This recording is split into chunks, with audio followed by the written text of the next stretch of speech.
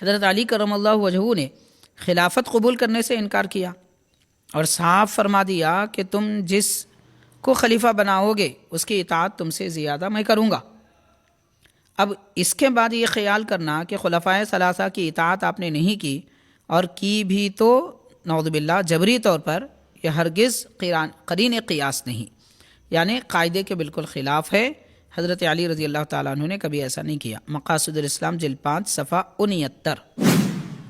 پھر حضرت شیخ الاسلام نے فرمایا من کنت مولاہ فعلی مولاہ کا مطلب یہ ہوا کہ جس طرح نبی کریم صلی اللہ علیہ وسلم تمام مسلمانوں کے ممد و معاون ہیں، اسی طرح علی کرم اللہ وجہہ بھی آپ امت کے ممد اور معاون ہیں۔ مقاصد الاسلام جلد 5 صفحہ 70۔ شیخ الاسلام نے فرمایا کسی نے علی کرم اللہ وجہہ سے پوچھا کیا وجہ ہے کہ آپ کی خلافت میں بد نظمی ہے اور شیخین کی خلافت میں نہایت انتظام تھا؟ آپ نے فرمایا ان کے وزیر ہم تھے اور ہمارے وزیر تم ہو، اور قاعدے کی بات ہے کہ وزیر کی لیاقت کے مطابق انتظام ہوا کرتا ہے۔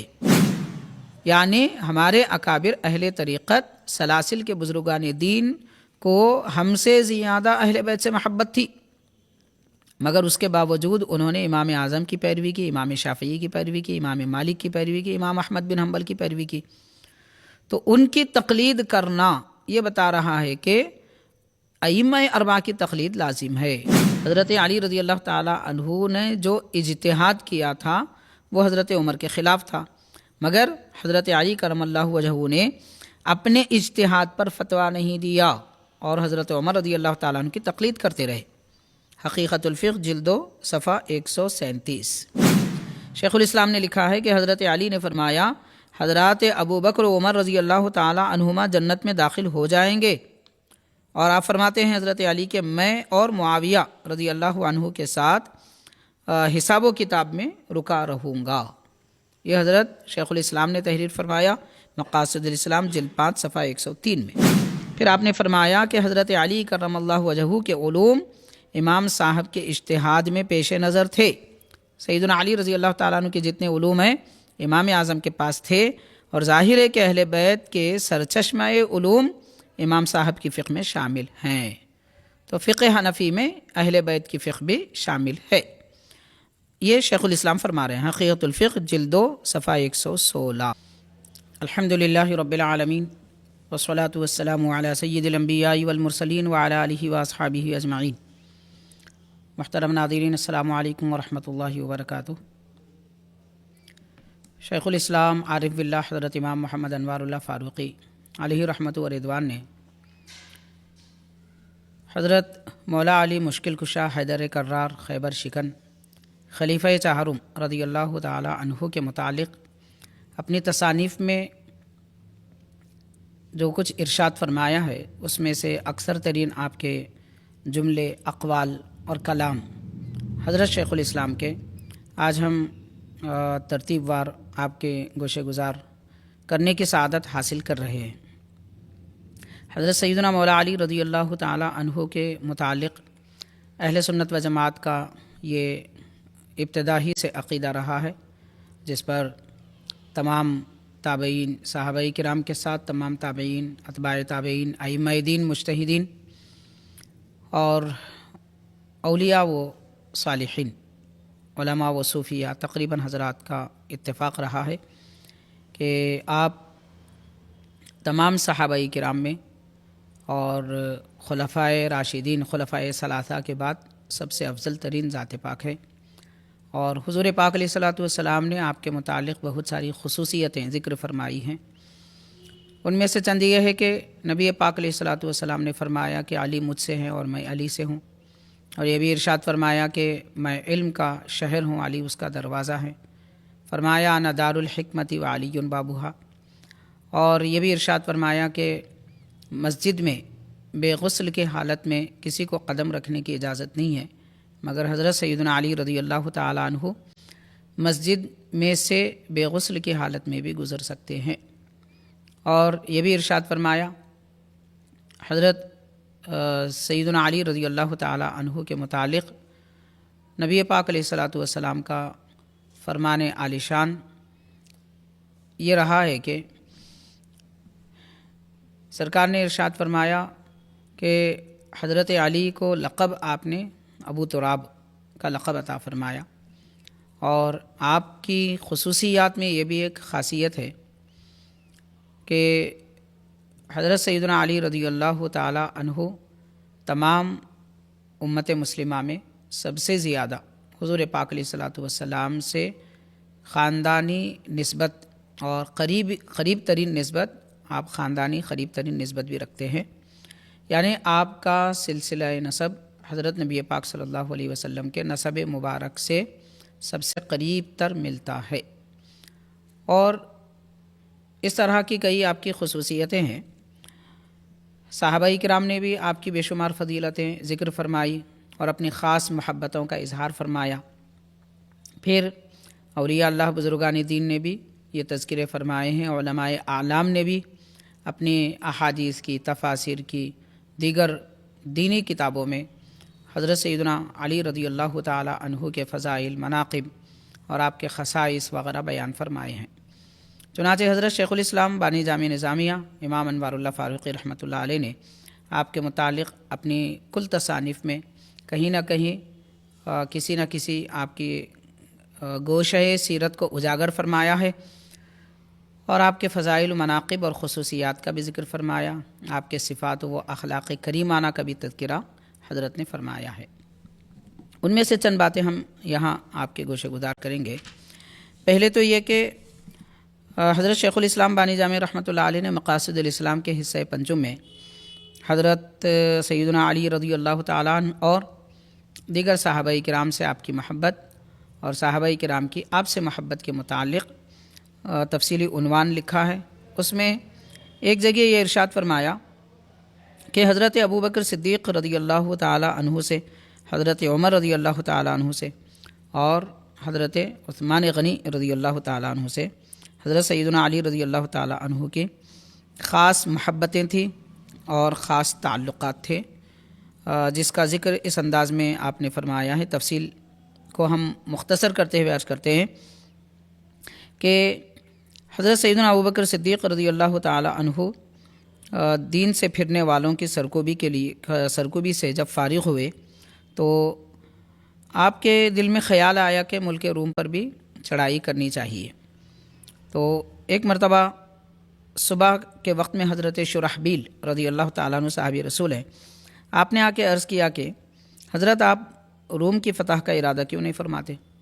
صدیق اکبر رضی اللہ تعالیٰ عنہ نے فرمایا کہ مجھے بھی یہ بات کئی روز سے میرے خیال میں آ رہی ہے، لیکن اس وقت آپ جو فرما رہے ہیں اس کی کیا وجہ ہے؟ تو حضرت شرحبیل رضی اللہ تعالیٰ عنہ فرماتے ہیں کہ میں نے ایک خواب دیکھا ہے کہ میں ایک سبز جھنڈا اپنے ہاتھ میں اٹھایا ہوا ہوں اور لشکر کو لے کر جا رہا ہوں، اور ایک شخص سورہ انا فتحنا پڑھ رہے ہیں۔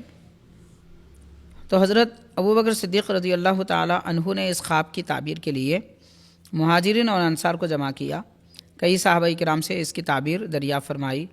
حضرت عمر رضی اللہ تعالیٰ عنہ نے یہ فرمایا کہ یہ سب جانتے ہیں کہ کسی کو آپ پر سبقت نہیں ہے، خدا تعالیٰ کا فضل ہے کہ آپ کی رفاقت ہم کو دے گا، مناسب ہے کہ لشکر روانہ فرمائیں اور ملک روم فتح کیا جائے۔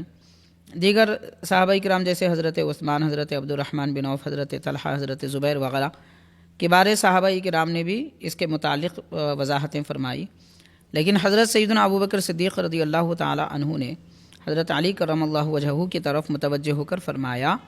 حضرت شیخ الاسلام لکھتے ہیں، اے ابو الحسن، آپ اس بارے میں کیا فرماتے ہیں؟ تو آپ نے فرمایا، خواہ آپ بذات خود جائیں یا لشکر بھیجیں۔ حضرت علی رضی اللہ تعالیٰ عنہ فرما رہے ہیں، اے ابوبکر صدیق رضی اللہ تعالیٰ عنہ، آپ بذات خود جائیں یا لشکر بھیجیں، آپ کو فتح ضرور ہوگی۔ تو حضرت صدیق اکبر نے پوچھا کہ آپ یہ کس دلیل سے فرماتے ہیں؟ تو فرمایا کہ میں نے خود رسول کریم صلی اللہ علیہ وسلم سے یہ بات سنی ہے۔ حضرت ابوبکر صدیق رضی اللہ تعالیٰ عنہ نے یہ سن کر فرمایا، اے مسلمانوں، علی رضی اللہ تعالیٰ عنہ پیغمبر صلی اللہ علیہ وسلم کے علم کے وارث ہیں۔ تو حضرت سیدنا مولا علی رضی اللہ تعالیٰ عنہ کی تعریف و توصیف صحابہ کرام بالخصوص حضرت صدیق اکبر رضی اللہ تعالیٰ عنہ اس انداز میں فرمائے ہیں کہ حضرت سیدنا علی رضی اللہ تعالیٰ عنہ نبی پاک صلی اللہ علیہ وسلم کے علم کے وارث ہیں۔ مقاصد الاسلام حصہ پنجم صفحہ 118 میں یہ تفصیل ہم کو ملتی ہے۔ حضرت شیخ الاسلام بانی جامع نظامیہ علیہ رحمۃ و رضوان نے حضرت سیدنا فاروق اعظم رضی اللہ تعالیٰ عنہ کے دور خلافت میں فاروق اعظم رضی اللہ تعالیٰ عنہ سے آپ کی محبت کا اظہار کرتے ہوئے یہ ارشاد فرمایا کہ حضرت علی رضی اللہ تعالیٰ عنہ سے جب یہ حضرت عمر رضی اللہ تعالیٰ عنہ نے پوچھا کہ قیصریہ جو ایک علاقہ ہے اور اس کے فتح کرنے کی بات آئی، تو حضرت علی رضی اللہ تعالیٰ عنہ سے آپ نے پوچھا تو آپ نے فرمایا کہ قیصریہ عن قریب انشاءاللہ تعالیٰ فتح ہو جائے گا۔ عمر رضی اللہ تعالیٰ عنہ نے صرف 3000 فوج کا اضافہ کیا اور اسی سے قیصریہ کو مسلمانوں نے فتح کر لیا۔ یہ لکھ کر حضرت بانی جامع نظامیہ رحمۃ اللہ علیہ فرماتے ہیں حضرت علی کرم اللہ وجہہ نے خواہ کشف سے معلوم کیا ہو یا حضرت صلی اللہ علیہ وسلم نے اس کی اطلاع آپ کو دی ہو، بہرحال تفکرات کے وقت تسکین دینی کمال محبت کی دلیل ہے۔ یعنی جب کسی قسم کی فکر کسی کو لاحق ہو جاتی ہے تو ایسے وقت میں تسکین دینا، سکون کے کلمات سنانا یہ محبت کی دلیل ہے، اور حضرت عمر رضی اللہ تعالیٰ عنہ نے بھی اسی اطمینان پر صرف 3000 فوج کا اضافہ کیا، ورنہ کہاں لاکھ کا لشکر تازہ دم محفوظ مقامات میں اور کہاں 9000 شکستہ حال مسلمان۔ بہرحال حضرت یہ جملے لکھ کر ارشاد یہ فرماتے ہیں کہ حضرت سیدنا علی رضی اللہ تعالیٰ عنہ خلفائے راشدین سے اتنی محبت فرماتے تھے کہ مشکل حالات میں تسکین کے کلمات ان کو سنایا کرتے تھے۔ اور ایک جگہ حضرت شیخ الاسلام بانی جامع رحمۃ اللہ علیہ نے حضرت سیدنا علی رضی اللہ تعالیٰ عنہ کے خلافت کے متعلق لکھا ہے کہ خلافت نبوت ایسی چیز نہیں کہ کوئی متدین و خدا ترس شخص اس کا طالب ہو سکے، یعنی خلافت راشدہ یہ کوئی طلب کرنے والی چیز نہیں ہے، ایک مشکل ترین مرحلہ تھا اور مشکل ترین ذمہ داری تھی۔ اسی وجہ سے جب حضرت علی کرم اللہ وجہہ کی نوبت آئی تو اس کے قبول کرنے سے آپ انکار کر گئے، اور بہت دیر کی رد و قدح کے بعد یعنی بہت سارے صحابہ کرام نے بار بار آپ سے گزارشیں کی، تب بمجبوری قبول فرمایا۔ اب یہاں جو لوگ کسی قسم کے شبہ پیدا کرتے ہیں ان کا جواب دیتے ہوئے حضرت نے فرمایا اب جو یہ خیال کیا جاتا ہے کہ حضرت علی رضی اللہ تعالیٰ عنہ کو آرزو تھی کہ آپ خلیفہ اول بنائے جائیں، سو یہ بالکل خلاف درایت ہے، یعنی عقل کے خلاف ہے، اور احادیث کا جو مفہوم نکلتا ہے اس مفہوم کے خلاف ہے، کیونکہ مختلف و متعدد روایتوں سے ابھی معلوم ہوا کہ حضرت صلی اللہ علیہ وسلم نے نہ علی کرم اللہ وجہہ کو اپنا خلیفہ اور جانشین مقرر فرمایا، نہ کسی اور کو، بلکہ قرائن و اشارات اور پیشن گوئیوں کے ذریعے سے معلوم کرا دیا کہ ابو بکر رضی اللہ تعالیٰ عنہ کو اہل اسلام خلیفہ مقرر کر لیں گے، اور اللہ تعالیٰ کو بھی یہی منظور ہے۔ اب اس کے بعد حضرت مولا علی کے متعلق آپ فرماتے ہیں کہ اس علم کے باوجود حضرت علی رضی اللہ تعالیٰ عنہ خلاف مرضی خدا و رسول ایسی چیز کی آرزو کیسے کرتے جس میں ہزارہ ذمہ داریاں ہوں اور سر دست کوئی نفع بھی نہیں، یہاں تک کہ معمولی کھانا اور کپڑا خلیفہ کو نصیب ہونا مشکل تھا، جس کے ثبوت میں خود علی کرم اللہ وجہہ کے حالات گواہ عدل ہیں جن سے کسی کو انکار نہیں ہے۔ یہی وجہ تھی کہ شیخین رضی اللہ تعالیٰ عنہ بلکہ خود حضرت علی کرم اللہ وجہہ تمنا کرتے تھے کہ کاش ہم پہلے ہی دنیا سے چلے گئے ہوتے۔ تو اب غور کیا جا سکتا ہے کہ ایسی خلافت کی آرزو عقل کی روح سے کیوں کر صحیح ہو سکتی ہے۔ مقاصد الاسلام حصہ پنجم صفحہ 161 اور 162 کا یہ خلاصہ ہے۔ حاضرین، حضرت سیدنا علی رضی اللہ تعالیٰ عنہ نے خلافت کا دعویٰ نہیں کیا، یہ آپ نے ذکر فرمایا حضرت سیدنا شیخ الاسلام بانی جامع نظامیہ رحمۃ اللہ علیہ نے، یعنی خلفائے ثلاثہ کے زمانے میں آپ نے خلافت کا دعویٰ نہیں کیا۔ اس پر تبصرہ فرماتے ہیں حضرت علی کرم اللہ وجہہ تو لڑکپن سے حضرت صلی اللہ علیہ وسلم کی مصاحبت میں رہ چکے تھے، یعنی حضور کی صحبت میں بچپن ہی سے تھے۔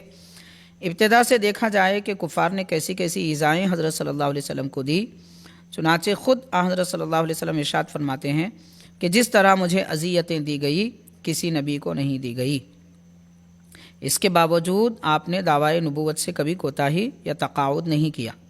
اسی طرح حضرت علی رضی اللہ تعالیٰ عنہ کا بھی فرض تھا کہ دعوی خلافت سے تقاعد نہ فرماتے، کیونکہ وہ خلافت نبوت تھی جس سے نبوت کے کام متعلق تھے۔ یعنی جب خلفائے ثلاثہ کے بعد حضرت علی رضی اللہ تعالیٰ عنہ کے پاس لوگ آ کر صحابہ کرام نے گزارشیں کی کہ آپ ہاتھ بڑھائیے کہ ہم آپ کے ہاتھ پہ بیعت کریں گے، خلیفہ تسلیم کریں گے، تو آپ نے پہلے تو انکار کیا، مگر چونکہ ذمہ داری تھی اس لیے اس کو قبول فرمایا۔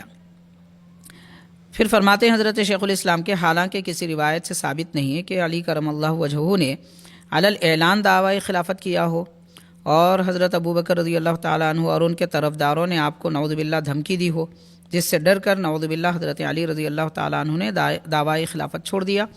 ایسی کوئی روایت نہیں ہے۔ مقاصد الاسلام حصہ پنجم صفحہ 166۔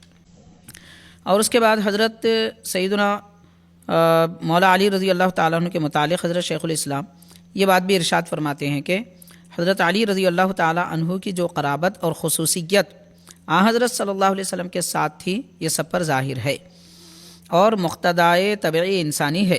یعنی انسان کی طبیعت کی چاہت یہ ہوتی ہے کہ اپنے کریم اور شفیق آقا کے قرابت دار نہایت عزیز ہوا کرتے ہیں، اور اس کے انتقال کے ساتھ ہی وارث قوی کو اس کا جانشین بنا دیتے ہیں۔ دیکھیے حضرت علی رضی اللہ تعالی عنہ نے امام حسن کو اپنا ولی عہد مقرر نہیں فرمایا، مگر حضرت علی رضی اللہ تعالیٰ عنہ کی شہادت کے ساتھ ہی جتنے مسلمان آپ کے زیر فرمان تھے سب نے ان کو آپ کا جانشین تسلیم کر لیا، حالانکہ وہ وقت سخت آزمائش اور فتنے کا تھا۔ ادھر ایک بڑی سلطنت کا مقابلہ درپیش اور ادھر اپنی باغی فوج یعنی خوارج کا خوف لگا ہوا۔ برخلاف اس کے حضرت صلی اللہ علیہ وسلم کی وفات کے وقت تو مخالفت کا نام بھی نہ تھا۔ اس کا انکار ہی نہیں ہو سکتا ہے کہ علی کرم اللہ وجہہ کو بلحاظ قرابت یہ اطمینان ضرور حاصل تھا کہ کوئی صحابی آپ کا مخالف نہیں۔ یہ ساری عبارت کا خلاصہ یہ ہے کہ حضرت علی رضی اللہ تعالیٰ عنہ نے اس وقت اپنی خلافت کا دعویٰ نہیں فرمایا خلفائے ثلاثہ کے زمانے میں، جبکہ آپ یہ جانتے تھے کہ میں اگر دعویٰ کروں تو میرا کوئی مخالف نہیں ہوگا، کیونکہ صحابہ کرام آپ کے اطاعت گزار تھے، آپ سے محبت رکھنے والے تھے۔ آپ نے دعوی خلافت ابتدا ہی سے اسی لیے نہیں فرمایا کہ آپ خلیفہ چہارم ہوں گے، یہ نبی پاک صلی اللہ علیہ وسلم نے آپ پر واضح فرما دیا تھا۔ یہ خلاصہ حضرت شیخ الاسلام بانی جامع رحمۃ اللہ علیہ ارشاد فرما رہے ہیں۔ حضرت سیدنا علی رضی اللہ تعالی عنہ کے متعلق آپ فرماتے ہیں شیخ الاسلام رحمۃ اللہ علیہ کہ حضرت علی کرم اللہ وجہہ نے ابو بکر صدیق رضی اللہ تعالیٰ عنہ کے ہاتھ پر بیعت کر لی، اور اپنے استحقاق کا دعویٰ تھا بھی تو اس سے دستبردار ہو گئے، کیونکہ امارت اور خلافت سے جو مقصود ہے وہ ایک سے حاصل ہو سکتا ہے۔ آپ نے فرمایا، یہ مقاصد الاسلام حصہ ششم صفحہ 24 میں۔ اور شیخ الاسلام بانی جامع نظامی رحمۃ اللہ علیہ نے حضرت سیدنا علی رضی اللہ تعالیٰ عنہ کے متعلق ایک تفصیلی واقعہ نقل فرمایا ہے، اور آپ کی دعا کی تاثیر سے ایک شخص کو شفا ملی تھی۔ تو آپ اس واقعے کے بعد میں فرماتے ہیں، اس واقعے سے حضرت علی کرم اللہ وجہہ کی دو کرامتیں ثابت ہوئی۔ ایک یہ کہ حق تعالیٰ کے نزدیک آپ ایسے مکرم تھے کہ عرض کرنے کی دیر تھی، اس کی پذیرائی ہو گئی، اور وہ اعضاء کے جو مردہ ہو چکے تھے ان میں جان آ گئی، یعنی کسی آدمی کے ہاتھ پاؤں شل ہو چکے تھے، آپ نے جیسے دعا کی اس میں جان آ گئی۔ دوسری کرامت یہ ہے کہ آپ کو عرب و عجم کی سلطنت حاصل تھی، مگر حالت یہ ہے کہ ایوان شاہی میں ایک بھی خدمت گار نہ تھا، یعنی ایسی آپ نے خلافت سنبھالی تھی کہ آپ کی خدمت کے لیے کوئی نہیں رہتے تھے، کیونکہ سادگی آپ کی فطرت تھی۔ چنانچہ دوپہر رات یعنی رات کے دوسرے پہر کے بعد جب آپ کو اس شخص کے بلانے کی ضرورت ہوئی تو اپنے صاحبزادے کو بھیجنا پڑا۔ یہ کیا ہے؟ دراصل یہ اولیاء کرام کے مقامات عالیہ میں سے ایک حالت ہے جس کو ترک و تجرید کہتے ہیں۔ تو یعنی اس سے بڑھ کر اور کیا کرامت ہو سکتی ہے کہ آپ نے ترک اور تجرید کا درجہ اختیار فرمایا تھا، یعنی کسی کو ساتھ رکھنا، ہٹو سرکوں کی بات کرانا یا پھر اپنی حشمت اور اپنی جاہ بتانے کے لیے لوگوں کا ہجوم اپنے ساتھ رکھنا، یہ سارے معاملات سے آپ بالکل دور تھے۔ خلیفہ وقت ہونے کے باوجود بھی کسی کو اپنی خدمت میں نہیں رکھا کرتے تھے۔ چنانچہ حضرت لکھتے ہیں ادنا ادنا حکام کے دروازوں پر خدم و حشم ہوتے ہیں، یعنی خادم ہوتے ہیں اور آپ کے ساتھ رہنے والے لوگ ہوتے ہیں، اور خلیفہ رسول اللہ کی یہ حالت ہے کہ نوکر تو درکنار، وقت پر کھانا پیٹ بھر کو ملنا دشوار تھا، جس کا حال ہم نے مقاصد الاسلام کے حصہ ششم میں لکھا ہے۔ پھر فرماتے ہیں کہ یہ کرامت فقر اختیاری، یہ کرامت فقر اختیاری یعنی حضرت سیدنا علی رضی اللہ تعالی عنہ نے فقر و فاقہ کو جو اختیار فرمایا تھا یہ اختیاری تھا ایک بات، دوسرا یہ کہ کرامت بھی ہے یہ، کیونکہ ہر آدمی بھوک برداشت نہیں کر سکتا اور ہر ایک کے پاس فقیرانہ شان نہیں آ سکتی، تو یہ بھی ایک آپ کی کرامت ہے۔ تو کامل طور پر حضرت امام الاولیاء علی کرم اللہ وجہہ کو حاصل تھی۔ تو شیخ الاسلام نے حضرت سیدنا علی رضی اللہ تعالیٰ عنہ کو امام الاولیاء فرمایا اور ایک مقام پر امام المتقین بھی فرمایا، اور ایک جگہ آپ نے خاتم الخلافہ بھی فرمایا۔ یہ القابات ہیں جو حضرت شیخ الاسلام نے حضرت سیدنا علی رضی اللہ تعالیٰ عنہ کو عطا فرمائے۔ مقاصد الاسلام جلد 8 صفحہ 186 میں یہ تفصیل ہم کو ملتی ہے۔ اور حاضرین، ایک اور بات حضرت شیخ الاسلام رحمۃ اللہ علیہ نے حضرت سیدنا علی رضی اللہ عنہ کے متعلق لکھا ہے۔ علی کرم اللہ وجہہ فرماتے ہیں خدا کی قسم اس کے بعد مجھے کسی دو شخصوں کے فیصلے کے وقت ذرا بھی شک نہ ہوا، یعنی نبی پاک علیہ الصلوۃ والسلام نے آپ کو ملک یمن روانہ فرمایا تھا، تو اس وقت فرمایا کہ آپ وہاں جا کر فیصلے کیجئے دین کے شریعت کے مطابق۔ تو آپ نے عرض کیا کہ حضور میں کیسے فیصلے کروں؟ تو سرکار دو عالم صلی اللہ علیہ وسلم نے اپنا دست مبارک آپ کے سینے پہ رکھا۔ وہ حدیث نقل کرنے کے بعد حضرت شیخ الاسلام لکھتے ہیں کہ حضرت علی کرم اللہ وجہہ فرماتے ہیں کہ خدا کی قسم اس کے بعد مجھے کسی دو شخصوں کے فیصلے کے وقت ذرا شک بھی نہ آیا۔ دست مبارک کا یہ اثر ہوا کہ حضرت صلی اللہ علیہ وسلم حضرت علی رضی اللہ تعالیٰ عنہ سے بہتر فیصلہ کرنے والے صحابہ میں کوئی نہ تھے۔ حضور پاک صلی اللہ علیہ وسلم کے بعد صحابہ میں حضرت علی رضی اللہ تعالیٰ عنہ سے بہتر فیصلے کرنے والے کوئی نہ تھے۔ حضرت مولا علی کے متعلق شیخ الاسلام نے یہ ارشاد فرمایا جیسا کہ متعدد روایات سے ثابت ہے۔ اور ایک جگہ آپ نے لکھا ہے کہ یہ بھی ایک واقعہ ہے، حضرت سیدنا علی رضی اللہ تعالیٰ عنہ جب ہجرت مدینہ پاک کرنے لگے اس وقت آپ پیدل تشریف لانے کی وجہ سے آپ کے پاؤں میں آبلے آ چکے تھے۔ حضور پاک صلی اللہ علیہ وسلم کی خدمت میں آئے تو فرما رہے ہیں کہ جب حضرت صلی اللہ علیہ وسلم خبا کے محلے میں تشریف فرما تھے کہ حضرت علی بھی وہاں پہنچ گئے، پیادہ روی کے باعث پیدل چلنے کی وجہ سے پاؤں میں چھالے پڑ گئے تھے اور نہایت ہی درد تھا۔ حضرت صلی اللہ علیہ وسلم نے اپنا دست مبارک ان کے پاؤں پر پھیر دیا اور شفا کی دعا کی، اسی وقت آرام ہو گیا۔ یہ حدیث نقل فرمانے کے بعد حضرت شیخ الاسلام لکھتے ہیں کہ حضرت علی کرم اللہ وجہہ امام الاولیاء ہیں، حضرت علی کرم اللہ وجہہ امام الاولیاء ہیں، اور اس قسم کے کرامات خود آپ سے صادر ہوتے تھے، مگر حضرت صلی اللہ علیہ وسلم کے وجود باجود کے مقابلے میں ان کا وجود ایسا ہی تھا جیسے چاند وغیرہ کواکب کا، یعنی چاند ستاروں کا کہ وجود آفتاب کے مقابلے میں ہوا کرتا ہے، یعنی سورج کے مقابل جیسے چاند ستارے ہوتے ہیں۔ نبی کریم صلی اللہ علیہ وسلم کے وجود کے موقع پر اور اس زمانے میں صحابہ کرام اور حضرت علی رضی اللہ تعالیٰ عنہ چاند ستاروں کی طرح ہیں۔ اسی وجہ سے آبلہ وغیرہ کی شکایت کو دور نہ کر سکے جب تک کہ حضرت صلی اللہ علیہ وسلم کے دست مبارک نے دستگیری نہ فرمائی۔ تو بہرحال اس عبارت میں حضرت شیخ الاسلام نے امام الاولیاء حضرت علی کو فرمایا ہے۔ مقاصد الاسلام حصہ 9 صفحہ 43۔ حاضرین، حضرت بانی جامع نظامیہ رحمۃ اللہ علیہ نے اور مزید تفصیلات بیان فرمائی ہیں، چند آپ کی عبارتیں ہم آپ کے گوشے گزار کر رہے ہیں۔ حضرت نے ایک موقع پر ارشاد فرمایا جہاں قطعاً امتثال امر میں کوتاہی نظر آتی تھی، حضرت صدیق اکبر اور حضرت علی رضی اللہ عنہما نے ادب ہی کو ترجیح دی۔ انوار احمدی صفحہ 244۔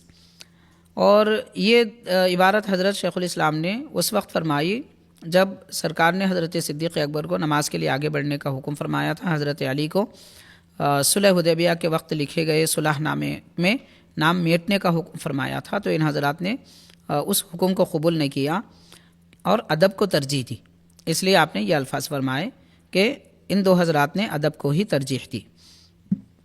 پھر حضرت عثمان غنی کے بارے میں فرماتے ہیں بلوائیوں نے حضرت عثمان غنی کے گھر کا محاصرہ کیا جو آپ پر حملہ آور ہونے والے تھے معاذ اللہ، اور کھانا پانی بند کر دیا۔ اس وقت حضرت عثمان غنی رضی اللہ تعالی عنہ نے کوٹھے پر چڑھ کر حضرت علی کرم اللہ وجہہ کو پکارا۔ مقاصد الاسلام جلد 5 صفحہ 157۔ تو اس جملے سے واضح ہوتا ہے کہ حضرت عثمان غنی نے دشمنوں کے آنے کے موقع پر اگر کسی کو پکارا تو وہ حضرت علی رضی اللہ تعالیٰ عنہ ہے۔ ان حضرات کی آپسی محبت کا اظہار فرمانا مقصد ہے۔ اور ایک جگہ لکھتے ہیں کہ حضرت عثمان غنی کے پکارنے کی خبر پہنچی، حضرت علی کو جب خبر پہنچی فوراً چلے آئے اور بلوائیوں کو زجر و توبیخ کی اور اس خطرناک حالت میں بھی پانی پہنچایا۔ مقاصد الاسلام جلد 5 صفحہ 157۔ حضرت عثمان غنی رضی اللہ تعالیٰ عنہ کا حضرت علی کرم اللہ وجہہ کو تخصیص کے ساتھ پکارنا وغیرہ یہ سب امور کس توضیح سے محبت اور خصوصیت باہمی کو بتلا رہے ہیں۔ حضرت شیخ الاسلام دراصل ان لوگوں کا جواب دے رہے ہیں جو صحابہ کرام کے درمیان میں اختلاف کی باتیں کرتے ہیں اور اہل بیت وغیرہ کے متعلق کہتے ہیں کہ ان کو صحابہ سے یا صحابہ کو ان سے محبت نہیں تھی۔ حضرت شیخ الاسلام بانی جامع رحمۃ اللہ علیہ فرما رہے ہیں کہ حضرت علی رضی اللہ تعالیٰ عنہ کو پکارنا یہ دراصل خاص محبت اور باہمی خلوص کو بتا رہا ہے۔ اگر ایسے کھلے قرائن بھی نظر انداز کیے جائیں تو کہنا پڑے گا درایت کوئی چیز ہی نہیں، اس میں بے مسمہ ہے، یعنی احادیث اور پڑھنے کے بعد کوئی عبارت پڑھنے کے بعد جو معنی مفہوم واضح ہوتا ہے وہ کوئی چیز ہی نہیں ہے، جس کے دل میں جو آیا وہ اپنے نعوذ باللہ عقیدے اور نظریات بنا لیتا ہے۔ اگر ایسا بنا لیے جائیں تو درایت کا کوئی معنی ہی نہیں ہوگا۔ مقاصد الاسلام جلد 5 صفحہ 157۔ اور ایک جگہ حضرت فرماتے ہیں شیخ الاسلام رحمۃ اللہ علیہ جب حضرت علی کرم اللہ وجہہ کو یقین ہوا کہ بلوائی حضرت عثمان غنی رضی اللہ تعالیٰ عنہ کو ضرور شہید کر دیں گے تو امام حسن رضی اللہ تعالیٰ عنہ کو حفاظت کے لیے روانہ کیا۔ یہ بھی مقاصد الاسلام جلد 5 صفحہ 157 تا 160 کے درمیان ہے۔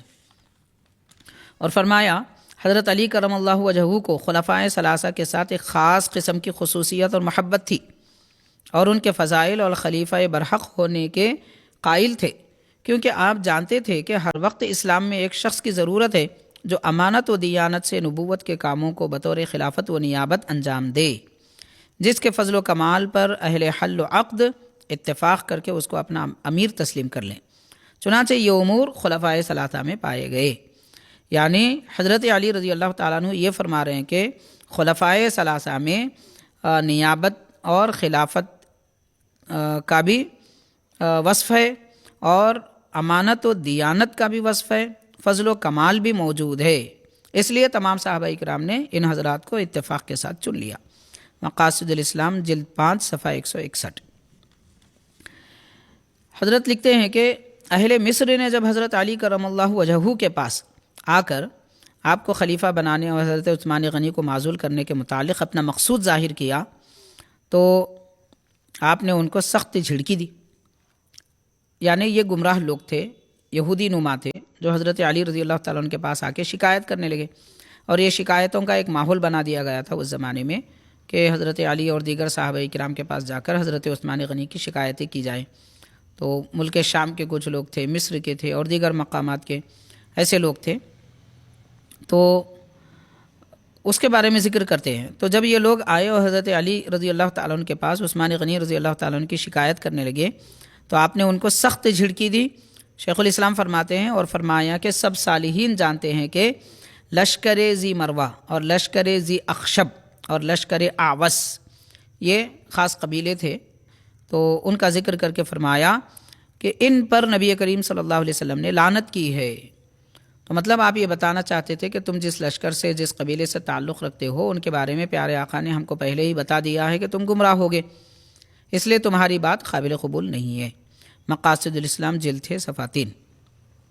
حضرت علی کرم اللہ وجہہ کو بھی اس فتنہ ابن سبا کا خوف لگا ہوا تھا، اور یہ سمجھے ہوئے تھے کہ اگر حضرت عثمان غنی رضی اللہ تعالیٰ عنہ قتل کیے جائیں تو مسلمانوں میں باہمی جنگ و جدال شروع ہو جائے گا، تو اس لیے آپ نے اپنے شہزادوں کو بھیج کر حضرت عثمان غنی خلیفہ وقت کے تحفظ کی تدبیر فرمائی۔ مقاصد الاسلام جلد 6 صفحہ 3۔ حضرت علی کرم اللہ وجہہ نے فرمایا یہ جو 2-3 اقوال ہیں وہ کعبۃ اللہ اور مزدلفہ وغیرہ کے متعلق آپ کے کچھ نکات ہیں جو حضرت سیدنا علی رضی اللہ عنہ نے فرمائے ہیں۔ شیخ الاسلام فرما رہے ہیں حضرت علی کرم اللہ وجہہ نے فرمایا کعبہ بیت اللہ اور حرم باب اللہ ہے، یعنی کعبہ اللہ کا گھر ہے تو حدود حرم کا جو حصہ ہے وہ دروازہ ہے، تو دروازے میں جب کوئی آتے ہیں، جب بندے اپنے خدا کی طرف وفد بن کر آتے ہیں تو وہ پہلے دروازے کے باہر کھڑے کیے جاتے ہیں تاکہ نہایت عاجزی اور تضرع کریں۔ جب اندر آنے کی اجازت ہوئی تو پھر دوسرے پردے کے پاس یعنی مزدلفہ میں روکے جاتے ہیں، پھر وہاں تضرع و عاجزی کریں اور اس کے بعد قربانی گزارنے کی اجازت ہوتی ہے۔ حج کے جو مناسک ہیں ان مناسک کی حکمتیں حضرت سیدنا مولا علی رضی اللہ عنہ بیان فرما رہے ہیں۔ شیخ الاسلام نے فرمایا مقاصد الاسلام جلد 4 صفحہ 59۔ اور ایک قول ہے آپ کا کہ حضرت علی کرم اللہ وجہہ کے دستے مبارک میں تلوار ہے اور فرما رہے ہیں اس تلوار کو کوئی خریدنے والا ہے، اور قسم کھا کر فرماتے تھے کہ اس تلوار سے میں نے کئی بار حضور صلی اللہ علیہ وسلم کے روبرو کفار سے میدان خالی کرا لیا، اگر میرے پاس تہبند کی قیمت بھی ہوتی تو اس کو ہرگز نہ بیچتا۔ حضرت شیخ الاسلام یہ نقل کر کے فرماتے ہیں اس سے مترشح ہوتا ہے یعنی واضح ہوتا ہے کہ آپ کے پاس صرف ایک تہبند تھا اور وہ بھی پرانا، اگر دوسرا ہوتا تو اس انمول اور متبرک تلوار کو بیچنے کا ارادہ ہرگز نہ فرماتے۔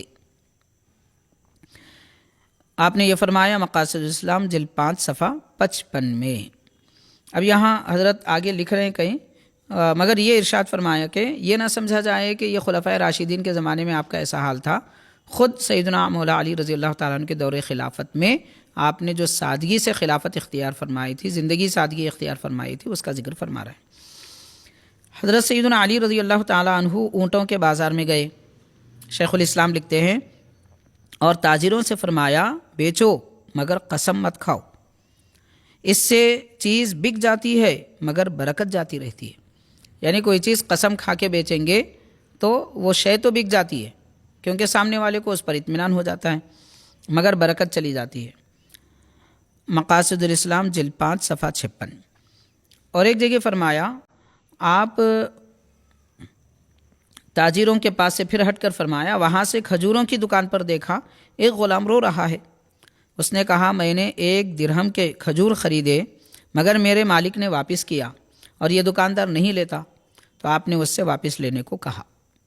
یعنی حضرت علی رضی اللہ تعالیٰ عنہ اپنے دور خلافت میں بازار کا دورہ بھی فرماتے، وہاں کسی پر ظلم ہوتا تو ظلم کو ہٹاتے، اور اگر کسی کو کوئی بیچنے میں کمی بیشی کرتا تو اس کو نصیحت فرماتے۔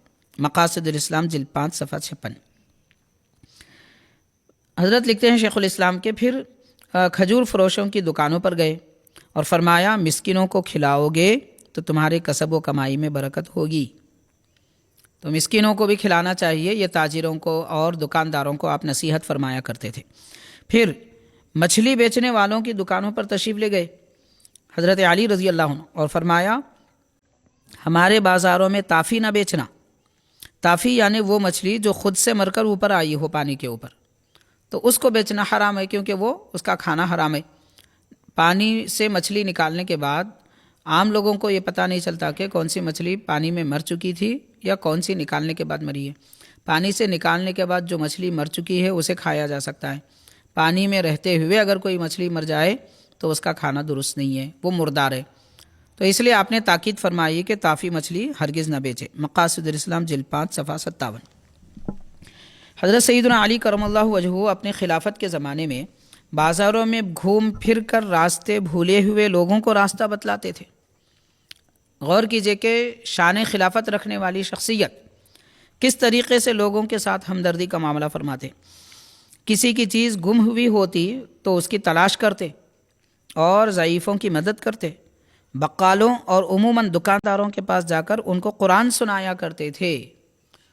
تو امیر وقت کا یہ کام ہوتا ہے، جو ذمہ دار ہے اس کا یہ کام ہوتا ہے، چاہے وہ عالم دین ہو یا کوئی اپنے سلسلے کے شیخ ہو یا پھر کوئی قائد ہو۔ ان لوگوں کے لیے امیر اور حاکم کا کام یہ ہوتا ہے کہ وہ لوگوں کے ساتھ اس طرح کی ہمدردی کا معاملہ کرے۔ حضرت سیدنا علی رضی اللہ تعالیٰ عنہ کی زندگی سے یہ ثابت ہوتا ہے۔ مقاصد الاسلام جلد 5 صفحہ 57۔ اور لکھتے ہیں حضرت کے ایک روز حضرت علی کرم اللہ وجہہ کے روبرو دسترخوان لایا گیا جس میں فالودہ تھا، میٹھا۔ آپ نے انگلی سے چکھا اور فرمایا طیب طیب، یعنی اچھا ہے، اور فرمایا وہ حرام نہیں ہے، لیکن میں جن چیزوں کا عادی نہیں ہوں ان کی عادت کرنا نہیں چاہتا۔ تو غور کریں کہ کھانے پینے کی اشیاء میں بھی کیسی سادگی تھی۔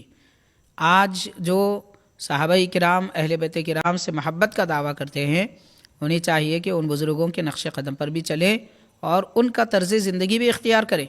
کیسی سادہ زندگی ان حضرات نے گزاری کہ کسی جائز اور حلال چیز کو ایک مرتبہ کبھی لایا بھی جاتا تو اسے صرف چکھ لیتے اور فرماتے کہ میں اس کا عادی بننا نہیں چاہتا۔ چونکہ رسول اللہ صلی اللہ علیہ وسلم نے یہ کبھی نہیں کھایا، فالودہ حضور نہیں کھائے تھے، اس وجہ سے حضرت علی رضی اللہ تعالیٰ عنہ صرف چکھتے ہیں۔ پھر فرما رہے ہیں کہ اس لیے ایسی چیز کے کھانے کو میں مکروہ سمجھتا ہوں۔ حضرت سیدنا علی رضی اللہ عنہ کا یہ فرمان ہے، مقاصد الاسلام جلد 5 صفحہ 57۔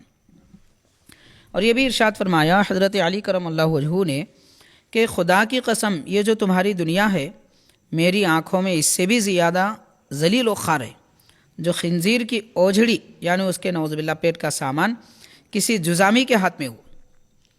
جزام خود ایک بدترین بیماری ہے، پھر خنزیر جو سب سے بدترین حرام ہے، پھر اس کی اوجھڑی اگر کسی جزامی کے ہاتھ میں ہو تو جتنی بدتر ہوتی ہے، حضرت مولا علی کی نگاہوں میں دنیا بھی اتنی بدتر ہے۔ تو فرمایا دیکھیے، حضرت شیخ الاسلام لکھتے ہیں دیکھیے اول اوجھڑی اس پر خنزیر کی اور وہ بھی جزامی کے ہاتھوں میں کس قدر مکروہ تباہ ہوگی۔ مقاصد الاسلام جلد 5 صفحہ 60۔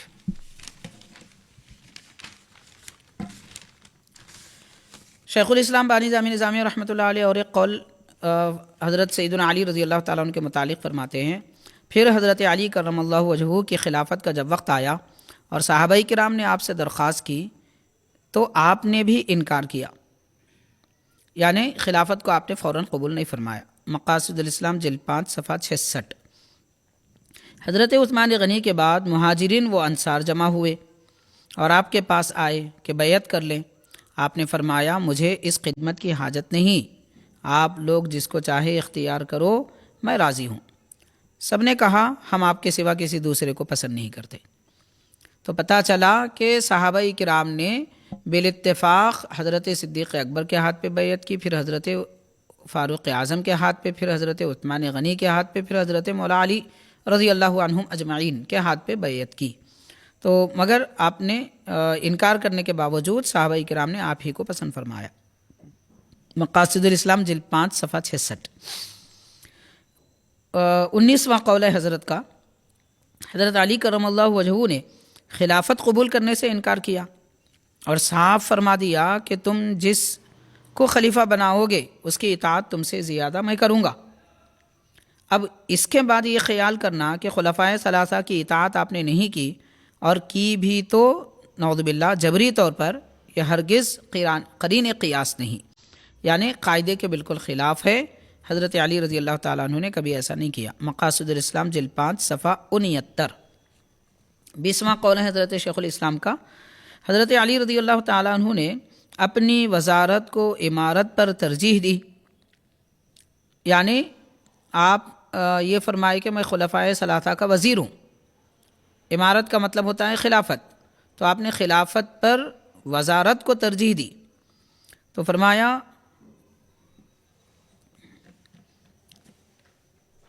اس میں اس حدیث سے شریف کی طرف اشارہ ہے کہ من کنت مولاہ فعلی مولاہ، یعنی جس کا میں مولا ہوں علی اس کے مولا ہے۔ اس لیے کہ مولا ولی سے ماخوذ ہے۔ شیخ الاسلام فرما رہے ہیں کہ مولا ولی سے ماخوذ ہے، اور ولی کا معنی دوست اور ناصر کے ہیں۔ مقاصد الاسلام جلد 5 صفحہ 69۔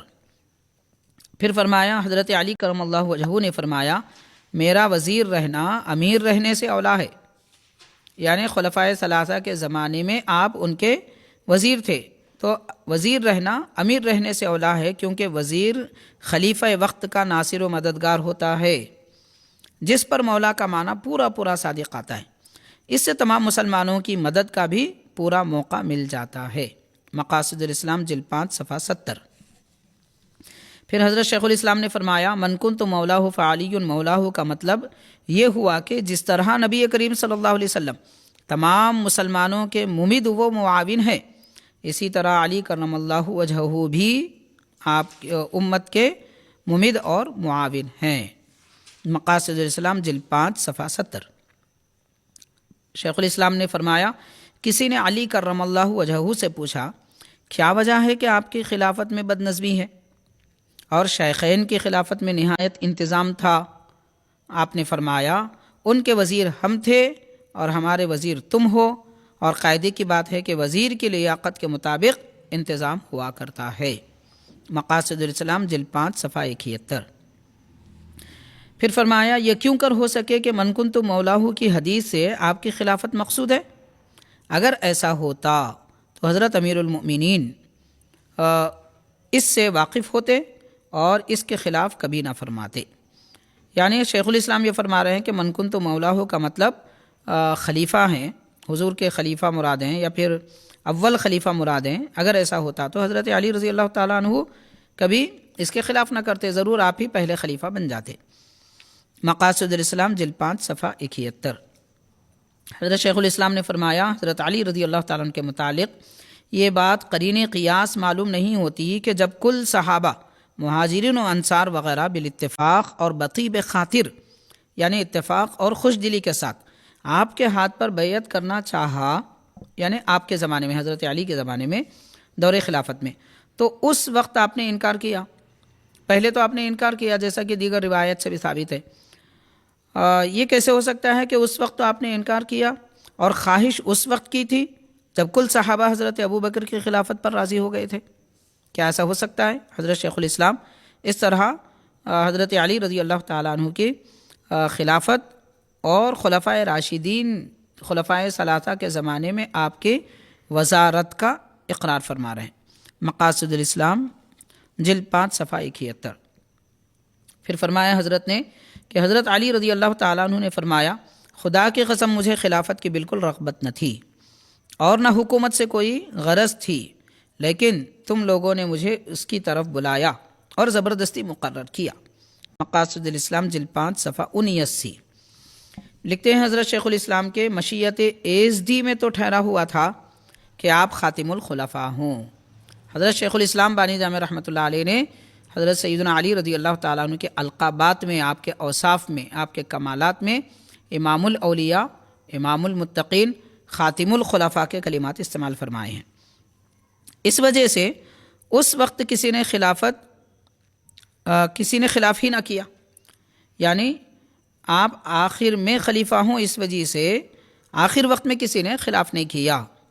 اس کے بعد حضور صلی اللہ علیہ وسلم کی پیشن گوئی کا ظہور ہوا کہ چنانچہ تخمیناً آدھی امت آپ کی امارت پر راضی نہ ہوئی اور آخر تک اختلاف رہا، جس سے مقصود خلافت حاصل نہ ہو سکا۔ اس موقع میں آپ نے ترک کرنا بھی مناسب نہ سمجھا، یعنی خلافت ترک کرنا آپ نے مناسب نہ سمجھا، اس لیے کہ وہ عبادت تھی، خلافت بھی عبادت تھی اور عبادت شروع کرنے پر لازم ہو جاتی ہے، تو اسی طرح خلافت شروع کرنے پر بھی لازم تھی، اس لیے آپ نے اسے تکمیل نہیں کیا اور اس کی تکمیل ضروری ہو جاتی ہے، اس لیے آپ نے اس کو ترک نہ کیا اور اس کی تکمیل لازم ضروری ہو جاتی ہے۔ مقاصد الاسلام جلد 5 صفحہ 80۔ حضرت لکھتے ہیں شیخ الاسلام کے اب کہتے ہیں کہ خلافت کی رغبت اور شکایت خلفائے ثلاثہ کی روایتیں جو آپ کی طرف منسوب کی جاتی ہیں، حضرت علی رضی اللہ تعالیٰ عنہ کی طرف لوگ جو منسوب کرتے ہیں کیا ان روایتوں کے مقابلے میں وہ صحیح ہو سکتی ہے؟ ہرگز نہیں، ورنہ لازم آئے گا کہ آپ نے نعوذ باللہ جھوٹی قسمیں کھا کھا کر ضرورت کے وقت اپنی بے رغبتی بیان فرمائی۔ معاذ اللہ، ایسا تو ہو نہیں سکتا۔ یہ فرمایا ہے مقاصد الاسلام جلد 5 صفحہ 80 میں۔ پھر حضرت فرماتے ہیں شیخ الاسلام رحمۃ اللہ علیہ کہ آپ کے دور خلافت میں آخر میں جو مصائب اور مشکلات پیش آنے والے تھے ان کی خبر حضور پاک صلی اللہ علیہ وسلم نے آپ کو پہلے ہی عطا فرمائی تھی، تو اس کا ذکر کرتے ہوئے فرماتے ہیں ان پیش آنے والے مصائب پر اطلاع کے باوجود حضرت علی رضی اللہ تعالیٰ عنہ نے خلافت کو جو قبول کیا وہ بعین ہی ایسے ہی تھا جیسے فقر و فاقہ کو اختیار کیا، یعنی خدا و رسول کی رضا جوئی کے بجز اور کوئی مقصود نہ تھا۔ خلافت بھی آپ نے قبول کی تو اس لیے قبول فرمائی کہ اللہ اس کے رسول کی رضامندی مقصود تھی۔ مقاصد الاسلام جلد 5 صفحہ 80۔ شیخ الاسلام نے لکھا ہے کہ حضرت علی نے فرمایا حضرات ابو بکر و عمر رضی اللہ تعالی عنہما جنت میں داخل ہو جائیں گے، اور آپ فرماتے ہیں حضرت علی کہ میں اور معاویہ رضی اللہ عنہ کے ساتھ حساب و کتاب میں رکا رہوں گا۔ یہ حضرت شیخ الاسلام نے تحریر فرمایا مقاصد الاسلام جلد 5 صفحہ 103 میں۔ اور آگے آپ لکھتے ہیں حضرت شیخ الاسلام کے خارجی ایک گمراہ فرقہ ہے، مسلمانوں کا سب سے پہلا گمراہ فرقہ، تو اس کے بارے میں فرمایا خارجی اجتہاد کو بالکل مانتے نہ تھے، حالانکہ خود نبی کریم صلی اللہ علیہ وسلم نے حضرت علی کرم اللہ وجہہ کو اجتہاد کی اجازت دی تھی، یعنی حضرت علی رضی اللہ تعالیٰ عنہ نے جو اجتہاد کیا خارجی اس کا انکار کر رہے تھے، تو آپ نے شیخ الاسلام نے فرمایا کہ حضور نے خود ان کو اجازت دی تھی۔ حقیقت الفقہ جلد 2 صفحہ 76۔ اور لکھتے ہیں حضرت بانی جامع رحمۃ اللہ علیہ کے عبد الرحمن ابن ملجم نے کہا معاذ اللہ نعوذ باللہ کہ ان گمراہ ائمہ یعنی حضرت علی کرم اللہ وجہہ اور حضرت معاویہ رضی اللہ عنہ کو قتل کر کے بندگان خدا کو راحت پہنچائیں۔ چنانچہ مکہ معظمہ میں یہ عہد و میثاق مؤکد ہوا، مقرر کیا گیا کہ ابن ملجم نعوذ باللہ حضرت علی کرم اللہ وجہہ کو شہید کرے، اور برزگ نامی ایک شخص حضرت معاویہ رضی اللہ تعالیٰ عنہ کو، اور عمرو بن بکر نامی ایک شخص حضرت عمرو بن عاص رضی اللہ تعالیٰ عنہ کو قتل کرے، اور ایک ہی روز قتل کر ڈالے، یہ طے کیا گیا تھا۔ چنانچہ ابن ملجم شقی کوفہ گیا اور اپنا معاہدہ پورا کیا معاذ اللہ۔ حقیقت الفقہ جلد 2 صفحہ 74۔ خوارج کے بارے میں اور حضرت علی رضی اللہ تعالیٰ عنہ کا ان لوگوں نے جو انکار کیا تھا اس کے بارے میں حضرت شیخ الاسلام نے لکھا ہے کہ حضرت سیدنا علی رضی اللہ تعالیٰ عنہ نے ایک مسئلے کے متعلق جب فیصلہ فرمایا اور حکم مقرر فرمایا کہ خارجیوں اور حضرت مولا علی رضی اللہ تعالیٰ عنہ کے درمیان میں کوئی اصلاح کا پہلو، صلح کا پہلو نکل جائے، اس لیے کسی کو حکم مقرر کریں درمیان میں فیصلہ کرنے والا۔ جب آپ نے یہ فرمایا تو نعوذ باللہ خارجیوں نے کہا ان الحکم الا للہ پر استدلال کر کے انہوں نے کہا کہ ہم آپ کی بات کو نہیں مانتے، معاذ اللہ آپ کو بھی نعوذ باللہ گمراہ کہا۔ تو حضرت لکھتے ہیں شیخ الاسلام کے ان الحکم الا للہ پر استدلال کر کے خارجیوں نے مستند مجتہد وقت یعنی علی کرم اللہ وجہہ کی تقلید چھوڑ دی، اور اس کا نتیجہ یہ ہوا کہ دوزخ کے کتے ہوئے۔ سیدنا علی رضی اللہ تعالیٰ عنہ کے تقلید چھوڑنے کی وجہ سے خارجی دوزخ کے کتے ہوئے۔ اب مسلمانوں کو چاہیے کہ وہ طریقہ اختیار نہ کریں جس نے مسلمانوں میں تفرقہ ڈالا اور تفرقہ اندازوں کو دوزخی بنایا، بلکہ وہ طریقہ اختیار کریں جو صحابہ سے آج تک اہل سنت میں جاری ہے۔ تو اہل سنت میں جو طریقہ جاری ہے وہ خلفائے ثلاثہ کی افضلیت کا طریقہ، خلفائے راشدین کی حقانیت کا طریقہ، اور ان کے ترتیب خلافت کا طریقہ، پھر حضرت علی رضی اللہ تعالیٰ عنہ کے فضائل و مناقب کا طریقہ، اور ان کی اطاعت و فرما برداری کا طریقہ، یہ سب اہل سنت میں ابتدا سے جاری ہے۔ حقیقت الفقہ جلد 2 صفحہ 77۔ پھر فرمایا حضرت شیخ الاسلام نے کہ حضرت عمر و علی رضی اللہ عنہما کا اس مسئلے میں اختلاف ہے کہ مرد عورت کو طلاق کا اختیار دے، یعنی مرد اپنی عورت کو طلاق کا اختیار دے سکتا ہے یا نہیں دے سکتا۔ اس میں دو خلفاء کے درمیان میں اختلاف تھا، مگر باوجود یہ کہ حضرت علی کرم اللہ وجہہ کا اجتہاد حضرت علی رضی اللہ تعالی عنہ کے حضرت عمر رضی اللہ عنہ کے اجتہاد کے مخالف تھا۔ حضرت علی رضی اللہ تعالیٰ عنہ نے جو اجتہاد کیا تھا وہ حضرت عمر کے خلاف تھا، مگر حضرت علی کرم اللہ وجہہ نے اپنے اجتہاد پر فتویٰ نہیں دیا اور حضرت عمر رضی اللہ تعالیٰ عنہ کی تقلید کرتے رہے۔ حقیقت الفقہ جلد 2 صفحہ 137۔ حضرت شیخ الاسلام رحمۃ اللہ علیہ 2-3 اور اقوال آپ کے جو ہیں وہ فقہ حنفی کے متعلق ہے کہ فقہ حنفی کے متعلق آج کل بعض خیالات یہ بھی ہوتے جا رہے ہیں کہ لوگ اہل سنت کا طریقہ اور اپنے آبا و اجداد کا طریقہ، اپنے باپ داداؤں کا طریقہ بھی چھوڑ جا رہے ہیں، غیروں کی باتوں میں آ کر فقہ حنفی کو بھی چھوڑ رہے ہیں اور یہ دعویٰ کر رہے ہیں کہ ہم کو فقہ اہل بیت چاہیے، یا پھر یہ کہہ رہے ہیں کہ فقہ جعفری پہ عمل کیا جائے۔ تو حضرت شیخ الاسلام بانی جامع رحمۃ اللہ علیہ اس زمانے کے ایسے باطل خیالات کو دور کرتے ہوئے ان کا جواب دیتے ہوئے ارشاد فرمایا کہ کوئی طریقہ ایسا نہیں دیکھا گیا، طریقہ سے مراد سلسلہ، ایسا نہیں دیکھا گیا کہ جس کے اکابر اور مقتدا مذاہب اربعہ میں سے کسی مذہب کے مقلد نہ ہوں، یعنی جتنے سلاسل کے بزرگان دین گزرے وہ سب کسی نہ کسی مذہب، 4 مذہب میں سے کسی ایک کو ماننے والے ہیں۔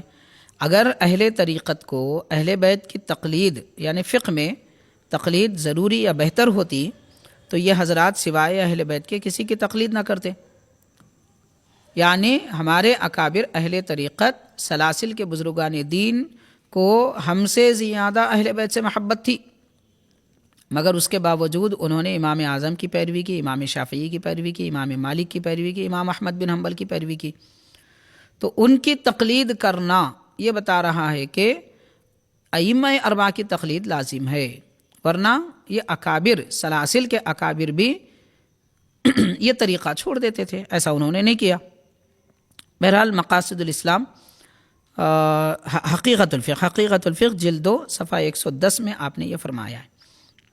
آگے اسی سے متعلق لکھتے ہیں، اگر کسی کو یہی شوق ہو کہ اہل بیت کے مذہب کے موافق عمل کرے اور حضرت علی کرم اللہ وجہہ کی شان میں جو وارد ہے، انا مدینۃ العلم وعلی بابوہا، ان علوم سے بہریاب ہو، اگر کسی کی خواہش ہے کہ حضرت علی کے علم سے بہریاب ہو تو یہ خواہش بھی حنفی مذہب کی تقلید سے پوری ہو سکتی ہے۔ کیوں؟ اس لیے کہ حضرت علی کرم اللہ وجہہ کوفہ میں تشریف رکھتے تھے اور آپ کے علوم جیسے کوفہ میں پھیلے دوسری جگہ نہ تھے، اور امام اعظم ابو حنیفہ رحمۃ اللہ علیہ کوفی تھے، 1 یا 2 واسطوں سے حضرت علی رضی اللہ تعالیٰ عنہ کے علوم آپ کو پہنچ گئے ہیں۔ یعنی حضرت شیخ الاسلام یہ فرمانا چاہتے ہیں کہ سیدنا علی رضی اللہ تعالیٰ عنہ کے علوم خاص کر فقہ کے متعلق امام اعظم کو جتنے ملے کسی اور کو نہیں ملے۔ امام اعظم ابو حنیفہ رحمۃ اللہ علیہ خود کوفہ میں رہتے تھے، اور امام بخاری رحمۃ اللہ علیہ فرماتے ہیں کہ علم حاصل کرنے کے لیے میں نے جتنی مرتبہ کوفہ کا سفر کیا کہیں اور نہیں کیا۔ تو امام بخاری کو پتہ ہے علم کہاں ہے، اور امام اعظم اس علم کے شہر میں ہے، اور وہاں علم زیادہ حضرت علی رضی اللہ تعالیٰ عنہ کا ہے۔ تو امام اعظم کو 1 یا 2 واسطوں سے حضرت مولا علی کا علم ملا، تو وہ علم فقہ حنفی میں ہے۔ اگر کسی کو خواہش ہے کہ فقہ اہل بیت کے طریقے پر عمل کرے تو وہ تو فقہ حنفی میں موجود ہے، کہیں اور اسے تلاش کرنے کی ضرورت نہیں تھی۔ یہی وجہ ہے کہ تمام اکابر اولیاء اللہ نے حنفی فقہ کو، زیادہ تر اکابر اولیاء اللہ نے حنفی فقہ کو اختیار کیا، تمام اکابر اولیاء نے 4 مذاہب میں سے کسی کو اختیار کیا۔ بہرحال حقیقت الفقہ جلد 2 صفحہ 114 میں آپ نے یہ لکھا ہے۔ پھر لکھتے ہیں حضرت شیخ الاسلام کے امام صاحب کو اہل بیت اور علی کرم اللہ وجہہ سے کمال درجے کی محبت تھی، یہاں تک کہ اسی محبت کی وجہ سے اہل حدیث آپ کے مخالف ہو گئے۔ حقیقت الفقہ جلد 2 صفحہ 115۔ اور ایک جگہ آپ فرماتے ہیں کہ امام صاحب فرماتے ہیں اہل حدیث ہم سے بغض اس لیے رکھتے ہیں کہ ہم اہل بیت رسول اللہ صلی اللہ علیہ وسلم سے محبت رکھتے ہیں اور حضرت علی کرم اللہ وجہہ کی خلافت ثابت کرتے ہیں، اور وہ ثابت نہیں کرتے۔